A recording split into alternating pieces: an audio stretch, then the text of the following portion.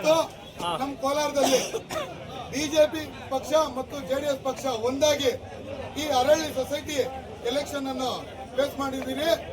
ಇವತ್ತು ಜಯಬೇರಿ ಅದು ಅಧಿಕ ಮತಗಳಲ್ಲಿ ಜಯಬೇರಿದ್ದೀರಿ. ಇದೇ ಒಗ್ಗಟ್ಟು ಇದು ಮುಂದಿನ ದಿನಗಳಲ್ಲಿ ಎಲ್ಲಾ ಎಲೆಕ್ಷನ್ಗಳಲ್ಲಿ ಕೋಲಾರದಲ್ಲಿ ಜಯಬೇರ್ತೀರಿ ಅಂದ್ಬಿಟ್ಟು ನಮ್ಮ ಎಲ್ಲ ಈ ಅರಳ್ಳಿ ಸೊಸೈಟಿ, ಅರಳ್ಳಿ ಪಂಚಾಯಿತಿ ಮತ್ತು ಹೊನ್ನೇನಹಳ್ಳಿ ಪಂಚಾಯಿತಿ ಮತ್ತು ಕೊಂಡರಾಜನಹಳ್ಳಿ ಪಂಚಾಯಿತಿ ಎಲ್ಲ ರೈತ ಬಾಂಧವರಿಗೆ ಈ ಮತ ನೀಡುವರೆಲ್ಲ ನಮ್ಮ ಅಣ್ಣ ತಮ್ಮಂದಿರಿಗೂ ನಾನು ಶ್ರಮ ಋಣಿಯಾಗಿರ್ತೀನಿ ಎಂದು ಈ ಒಂದು ಸಮಯದಲ್ಲಿ ನಾನು ಹೇಳ್ತಾ ಇದ್ದೀನಿ. ಯಾವುದೇ ಜಾತಿ ಭೇದ ಯಾವುದೇ ಏನು ಇಲ್ದಿರ ನಮ್ಮ ಎಲ್ಲಾ ಜಾತಿಗಳಿಗೂ ಅನುಕೂಲ ಮಾಡಿಕೊಟ್ಟು ನಾವು ಇವತ್ತು 12 ಜನನ ಜೈಬೇರಿ ತಂದಿರೋದಕ್ಕೆ ನಮ್ಮ ವರ್ತೂರ್ ಪ್ರಕಾಶ್ ಅಣ್ಣನ್ಗೆ ಮತ್ತು ನಮ್ಮ ಶ್ರೀನಾಥ್ ಅಣ್ಣನ್ಗೆ, ನಮ್ಮ ಬಿಜೆಪಿ ಪಕ್ಷಕ್ಕೆ, ನಮ್ಮ ಜೆಡಿಎಸ್ ಪಕ್ಷಕ್ಕೆ ಎಲ್ಲಾನು ನಾವು ಎನ್ಡಿಎ ಸರ್ಕಾರಕ್ಕೆ ನಾವು ಚಿರಋಣಿಯಾಗಿರ್ತೀವಿ.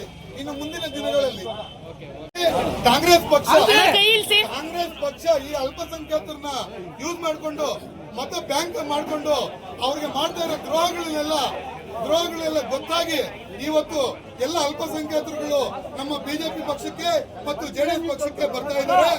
ಮುಂದಿನ ದಿನಗಳಲ್ಲಿ ಇನ್ನು ಅತಿ ಹೆಚ್ಚು ಜನಸಂಖ್ಯೆ ಅಲ್ಪಸಂಖ್ಯಾತರು ನಮ್ಮ ಪಕ್ಷಗಳಿಗೆ ಬಂದು ಇಡೀ ನಮ್ಮ ಭಾರತದಲ್ಲೇ ಕಾಂಗ್ರೆಸ್ ಅನ್ನು ನಿರ್ಮೂಲನೆ ಮಾಡ್ತದೆ ಅಂತ ಗ್ಯಾರಂಟಿ ಅಂತ ನಾವು ಈ ದಿನದಲ್ಲಿ ಈ ಎಲೆಕ್ಷನ್ ಮುಖಾಂತರ ಹೇಳ್ತಾ ಇದ್ದೀವಿ.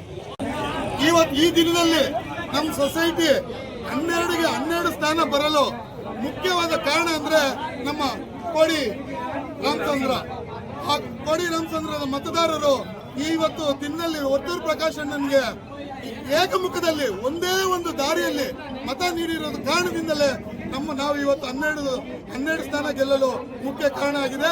ಇನ್ನು ಮುಂದಿನ ದಿನಗಳಲ್ಲಿ ಇದೇ ರೀತಿಯಲ್ಲಿ ನಾವು ಅಣ್ಣ ತಮ್ಮಂದಿರ ತರ ಇದ್ದು ನಾವು ಈ ಪಕ್ಷವನ್ನು ಮುನ್ನಡೆಸ್ಕೊಂಡು ಹೋಗ್ತೀವಿ. ಜೈ ವರ್ತೂರ್ ಪ್ರಕಾಶ್ ಅಣ್ಣನ್ಗೆ.